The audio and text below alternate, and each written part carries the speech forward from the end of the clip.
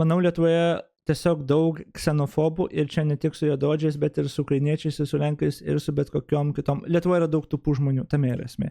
Daug tupų emocionalių žmonių ir tiek.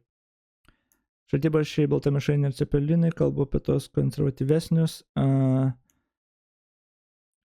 Nes realiai iš ignorance ateina visos tos fobijos tokios, kur kitaip atrodančio ir dar kažką bijai, tai tau atrodo, kad tu šalį prarasi, nors nežinai, kas ta šalis yra net ir tu pats kaip identifikuoji save. Žodžiu, tai yra tiesiog, man atrodo, tupų žmonių požymis.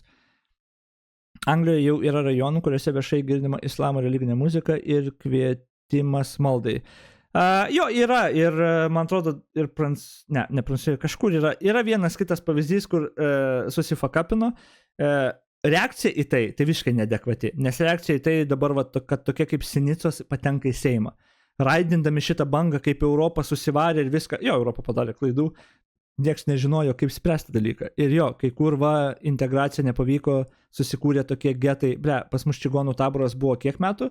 Dar iki dabar realiai, man atrodo, yra, bet ir tą čigonų taborą taip ir vadino, narkodileriai viską. Ar Lietuva išnyko dėl to? Ne, mes tiesiog sprendėm problemą. Va tas ir yra. Ir jie dabar sprendžia problemą. Įveda kvotas, mes Lietuvai įvedėm kvotas. Pažiūrėjom, kas neveikia su migracija ir integracija. Dabar keičia taisyklės ir darom kitaip. Ko nereikia daryti, tai būti Sinica arba radikalų psichopatų, kuris paima pavyzdį, ten yra rajonas, kur policija net bijo eiti. Ir tada sakyti, tai nei vieno migranto negalima niekada įsileisti, jie visi nusikaltėliai, visi teroristai, šito nereikia. O šitai ir daro šitie radikalai, kaip Sinica.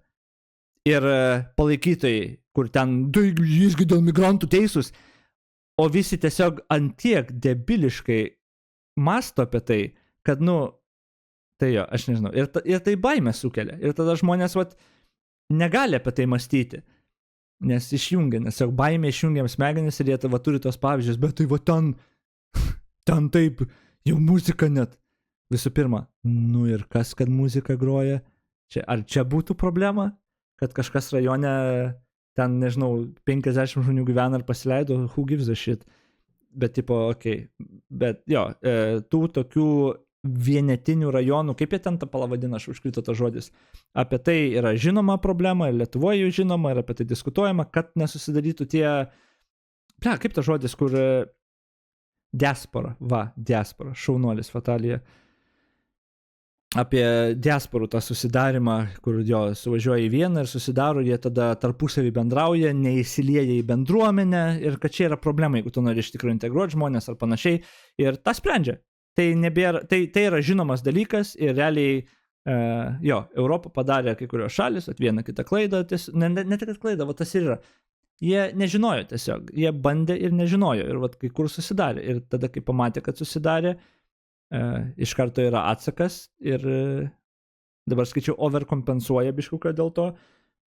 Bet sienos yra svarbu, mes, manau, Lietuvoje gan reasonable, kai įvedė konservatoriai kvotas, jos dabar, kaip suprantu, ir veikia, ir jų dabar net nekoreguoja dabartiniai, nes reiškia problema kaip ir pažabota bent jau dabartiniam mūsų reikmėm ir panašiai, kaip suprantu. Lietuvoje tos problemos iš vis nėra. Pas mus didesnė problema gal su tai, kad baltarusų ten ar rusų privažiavo, kur negalėjo taip staigiai patikrinti, kaip pabėgėliai ten buvo ar dar ką.